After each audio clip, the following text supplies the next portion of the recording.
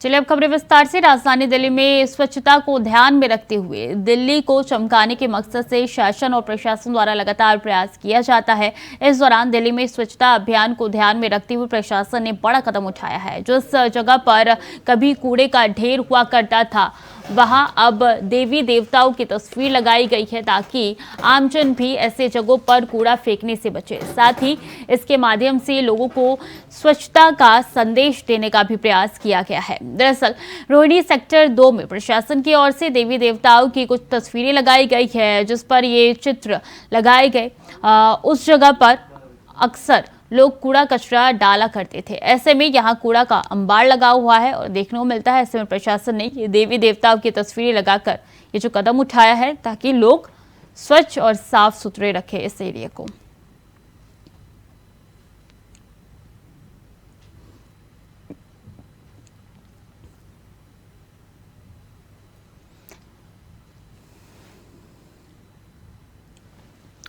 तो ये तस्वीरें जो आपकी टीवी स्क्रीन पर नजर आ रही है, यहाँ पे पहले कूड़े का अंबार रहा करता था और साफ सफाई बिल्कुल नहीं थी। इसलिए प्रशासन द्वारा ये कदम उठाया गया है कि पहले तो कूड़े के अंबार को खत्म किया गया, उसके बाद ये देवी देवताओं की तस्वीर यहाँ पे लगा दी गई है ताकि आम जन जो है यहाँ पे कूड़ा ना फेंके, ये एरिया साफ भी रहे।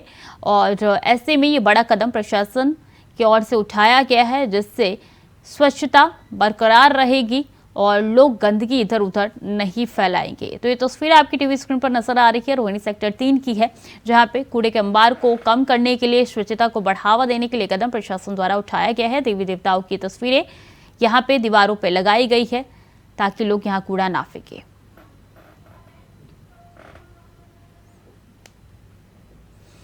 अजीत हमारे साथ जुड़ चुके हैं ज्यादा जानकारी के लिए। अजीत, ये तस्वीरें इस बात का प्रमाण है कि स्वच्छता की ओर एक कदम और आगे बढ़ाया जा रहा है।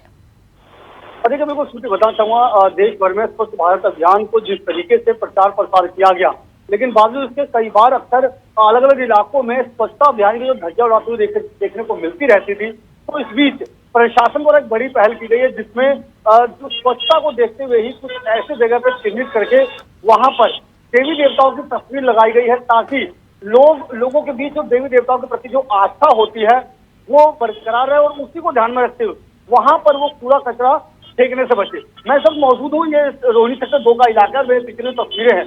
आप साफ तौर पर देख सकते हैं कि किस तरीके से यहाँ पर ये जो देवी देवताओं की जो तस्वीरें हैं वो लगाई गई है ताकि लोग यहाँ पर कूड़ा वगैरह फेंकने से बचे, कूड़ा गंदगी यहाँ पर गंदगी ना फैले, साफ सफाई का जो है वो यहाँ बना रहे और स्वच्छता बरकरार रहे। आगे बावजूद इसके थोड़ा मोड़ा लोग जरूर यहाँ पर आते हैं और उसके बावजूद भी कूड़े कचरे का ढेर जरूर देखने को मिल जाता है। लेकिन प्रशासन ने जिस मकसद से ये कदम उठाया है, तस्वीरें लगाई है, देखना होगा कि जो मकसद जो है प्रशासन का जो कितना कारगर साबित हो पाता है वो तो भी आने वाले समय में ही पता लग पाएगा। लेकिन किस तरीके से पहल की गई है ताकि लोग यहाँ पर साफ सफाई का विशेष ध्यान दें। अजीत, ये पहल की गई है प्रशासन द्वारा, तो क्या सिर्फ यहीं पे तस्वीर लगाई गई है, दूसरे इलाकों में भी ऐसे कदम उठाए गए हैं? देखिए सुनिए, अभी अगर मैं बात करूँ, अभी फिलहाल जो यही इलाका ऐसा सामने आया है, लेकिन क्योंकि ये जो जगह है यहाँ पर अक्सर लोग आते थे और कूड़ा कचरा फेंकते थे और कहा जा सकता है कि शायद इसको ध्यान में रखते हुए प्रशासन द्वारा ये कदम उठाया गया। लेकिन अब देखना ही होगा कि क्या इसके अलावा भी और जगहों पर ऐसा प्रशासन द्वारा ऐसा कोई कदम उठाया जाता है या नहीं। लेकिन फिलहाल अगर हम बात करें तो फिलहाल ये कुछ ऐसे चिन्हित जगह जरूर देखे जाते हैं अक्सर जहाँ पर तस्वीर देखने को मिलती है और ये रोहिणी सेक्टर 2 उनमें से एक है। जी सुन, क्या लगता है अजीत कि प्रशासन के इस कदम के बाद से स्वच्छता को बढ़ावा मिल सकता है? देखिए, कहीं ना कहीं क्योंकि लोगों में आस्था जो है अपने देवी देवताओं के प्रति आस्था होती है और निश्चित तौर पर लोगों के दिल और दिमाग में होता है कि जहाँ इस तरह की देवी देवताओं की जो तस्वीर लगी है वहां पर वो गंदगी फैलाने से बचते हैं। तो निश्चित तौर पर कहा जा सकता है कि प्रशासन ने जिस सोच और समझ के प्रयास किया है तो कहा जा सकता है कि काफी हद तक तो लगाम लगाई जा सकती है। लेकिन सबसे बहुत जरूरी है वो है आम जन। जब तक लोग इस चीज को लेकर जागरूक नहीं बनेंगे तब तक ये जो चीजें हैं स्वच्छ भारत अभियान जो है वो नहीं हो पाएगा। जी, आपने इस संदर्भ में क्या लोगों से बातचीत की, उनकी क्या प्रतिक्रियाएं निकल के सामने आ रही हैं अजीत?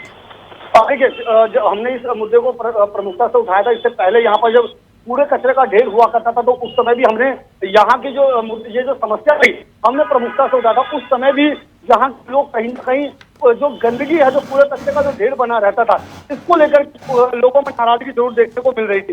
लेकिन जब से ये जो तस्वीरें लगी हो, तो काफी तक लोगों को ये जरूर मिलता है कि हाँ, शायद अब यहाँ पर गंदगी नहीं चले।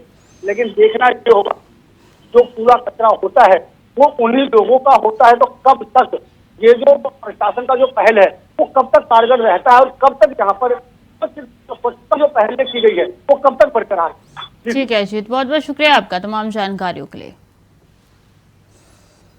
चलिए खबर में आगे बढ़ेंगे। कौशाम्बी जिले में शराब माफिया पर पुलिस लगातार शिकंजा कस रही है। बता दें कि मंगलवार को भी पुलिस ने गैंग लीडर और उसके सदस्यों की 25,50,000 रुपए की संपत्ति को कुर्क किया है। साथ ही इससे पहले पुलिस ने आरोपी के खिलाफ गैंगस्टर के तहत कार्रवाई भी की थी। इस दौरान पुलिस की कार्रवाई से शराब माफियों में हड़कंप मचा हुआ है।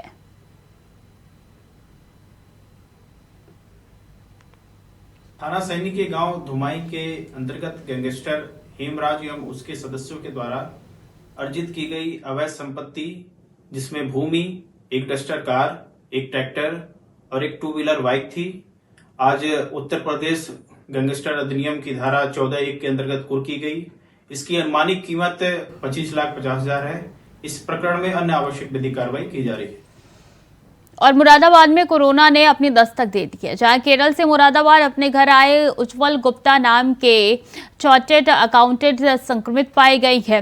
दरअसल कोरोना के लक्षण आने के बाद अस्पताल में जांच कराई गई, जिसके बाद संक्रमित होने पर होम आइसोलेट किया गया है। इसके साथ ही उज्जवल के संपर्क में आए लोगों की भी जांच के आदेश स्वास्थ्य विभाग ने दे दिया है।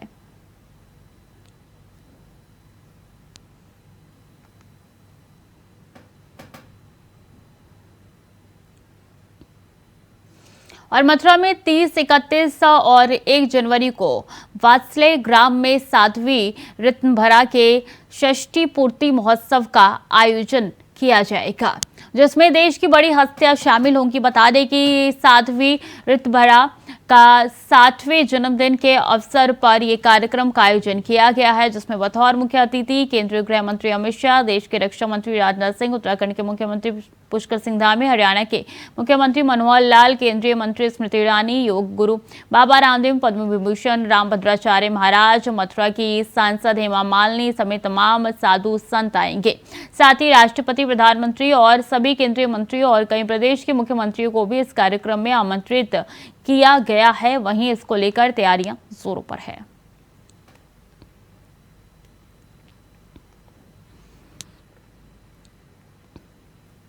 और जौनपुर के थाना बक्सर क्षेत्र के फतेहगंज बाजार में हत्या सहित लूट की घटना करने वाले अभियुक्तों और पुलिस टीम के साथ देर रात मुठभेड़ हुई, जिसमें 3 अभियुक्त गिरफ्तार किए गए हैं।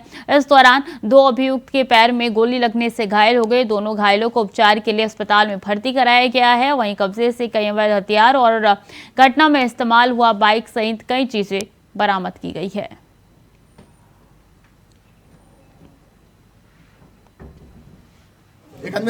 थाना बक्सा अंतर्गत सुजियाम्बू के पास एक पुलिस से मुठभेड़ हुई। बदमाशों को रोका गया था चेकिंग के लिए। बदमाशों ने पुलिस टीम पर फायर किया। पुलिस ने भी उनको पकड़ने के लिए जवाबी फायर किया, जिसमें 2 बदमाशों को गोली लगी और एक बदमाश मौके से भाग रहा था, उसको कॉम्बिंग करके गिरफ्तार किया गया है। 2 जो घायल बदमाश हैं, इनको प्राथमिक उपचार के बाद यहाँ जिला सदर अस्पताल में लाया गया है। यहाँ उनका उपचार चल रहा है। इनके कब्जे से जो घटना हुई थी लूट की और उस लूट के दौरान हत्या की, उसमें जो जेवरात लूटे गए थे उनको भी इनके कब्जे से बरामद किया गया है। अलीगढ़ के बिस्मिल्ला कॉलोनी मिर्जापुर सिया में दबंगों की दबंगई थमने का नाम नहीं ले रही। दबंग आए दिन डीजे पर लाउड गाना बजाकर हाथों में वह तमंचा लहराते हैं, जिस कारण इलाके में दहशत फैली हुई है। इलाके के लोगों की माने तो दबंग क्षेत्र में घूम कर महिलाओं के साथ छेड़खानी कर रही है। 3 युवकों के खिलाफ छेड़छाड़ समेत अन्य धाराओं में एफआईआर दर्ज की गई है, लेकिन ग्रामीणों का आरोप है कि रिपोर्ट दर्ज होने के बाद भी आरोपियों के खिलाफ कार्रवाई नहीं की जा रही है।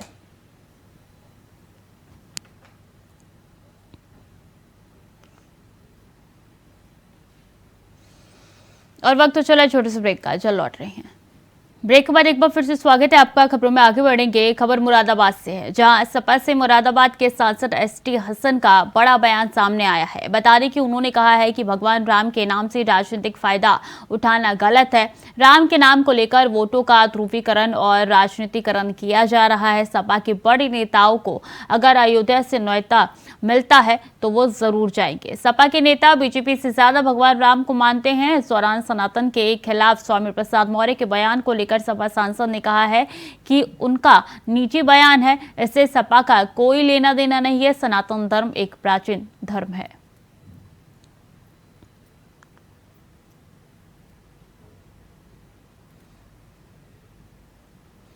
और इस बीच अहम जानकारी लखीमपुर से ये खबर निकल के सामने आ रही है। अजय मिश्रा टैनी के अपने ही विधायक पर आरोप का मामला सामने आया है। विधायक रोमी साहनी का बयान निकल के सामने आया है। हम ईमानदार व्यक्ति है, केंद्रीय गृह राज्य मंत्री है अजय मिश्रा टैनी। और अजय मिश्रा टैनी के विधायक रोमी साहनी का ये बयान निकल के सामने आया है कि हम ईमानदार व्यक्ति है। जानकारी दे रहे हैं कि केंद्रीय गृह राज्य मंत्री है अजय मिश्रा टैनी और किसानों की समस्या को अनदेखी करने का लगाया था आरोप। और ऐसे में ये बयान निकल के सामने आया है कि हम ईमानदार व्यक्ति है। लखीमपुर खीरी से ये जानकारी आ रही है, जहां विधायक रोमी साहनी का बयान आया है। उन्होंने कहा है कि हम ईमानदार व्यक्ति है। केंद्रीय गृह राज्य मंत्री अजय टैनी के विधायक का ये बयान सामने आया है कि हम ईमानदार व्यक्ति है।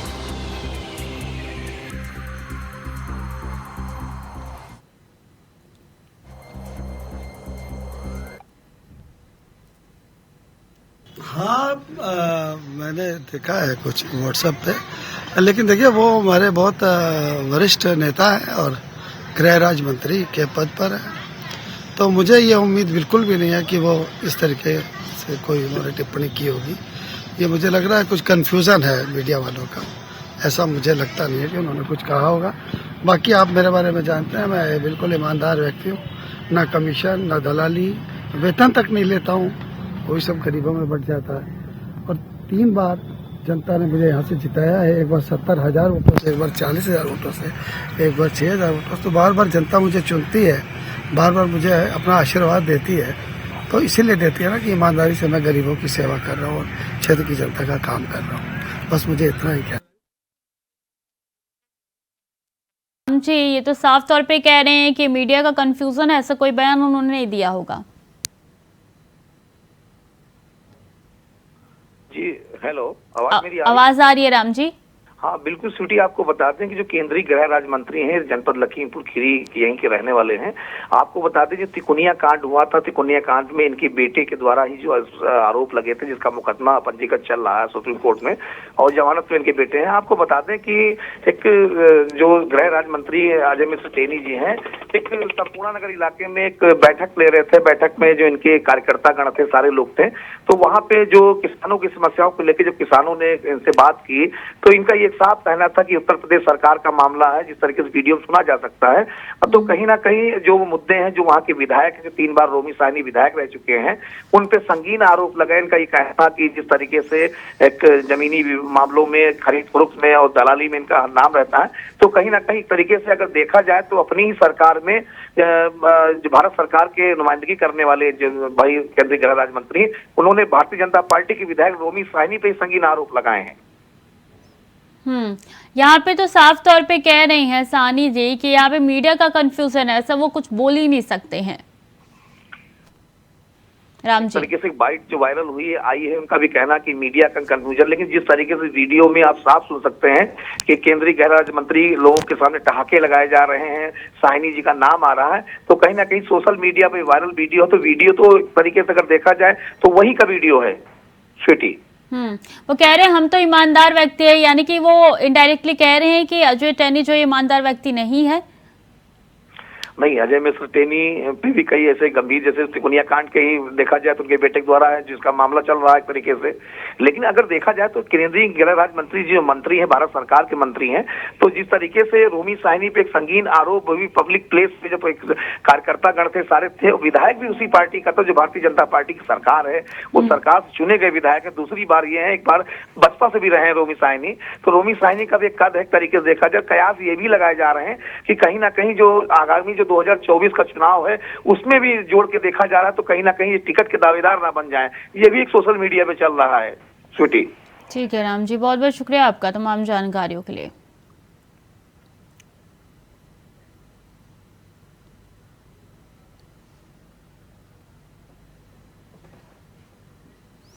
तो फिलहाल के लिए बुलेटिन में इतना ही। खबरें लगातार जारी है, देखते रहिए इंडिया वॉइस।